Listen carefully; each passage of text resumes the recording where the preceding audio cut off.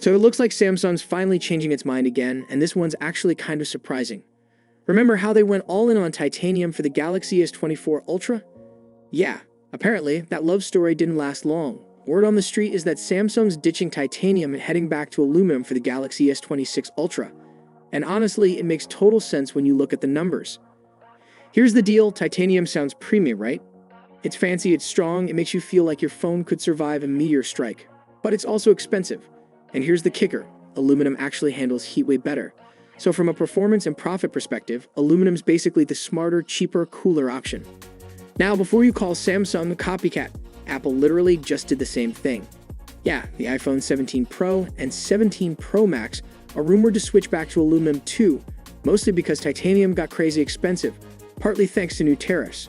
So Samsung isn't bailing out early, they're just following the market logic. When you think about it, this move is more about staying efficient. Aluminum is cheaper to produce, spreads heat better, and still feels premium when finished right. For Samsung, it's a 2-for-1 deal, better thermals and healthier profit margins. And those margins definitely need help right now. Chip prices are blowing up across the board.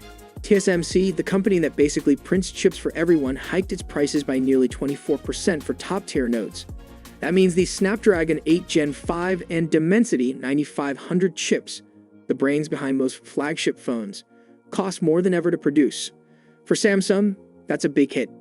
Their spending on Qualcomm chips jumped from $8.05 billion in 2023 to about $8.8 billion this year. And with 2nm processors coming next year, costs are only going up from here.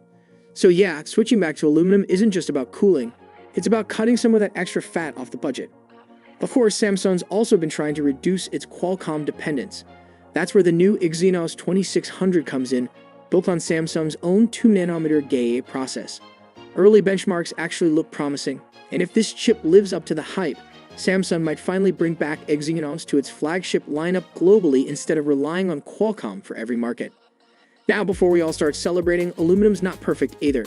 The Galaxy S26 Ultra could end up a bit heavier, and while it might survive corner drops a little better than the iPhone 17 Pro Max, that rear glass is still glass, one bad fall, and well, you're visiting a repair shop.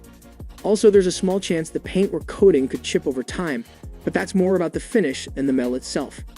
The upside, though, is performance. With aluminum's superior heat dissipation, Samsung can really push that Snapdragon 8 Gen 5 for Galaxy chip harder.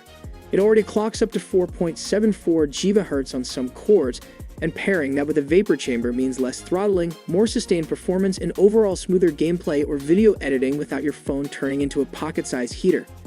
So yeah, this switch isn't just a cosmetic change, it's a calculated move to make the Galaxy S26 Ultra run cooler, cost less, and maybe even perform better. And honestly, I'm all for it. But what do you think? Are you team titanium or team aluminum? Do you prefer that tough, luxury feel, or would you rather have better cooling and lower costs? Drop your thoughts below, I really want to see where you stand on this one. Thanks for hanging out, and if you made it this far, you're the real MVP. I'll catch you in the next one.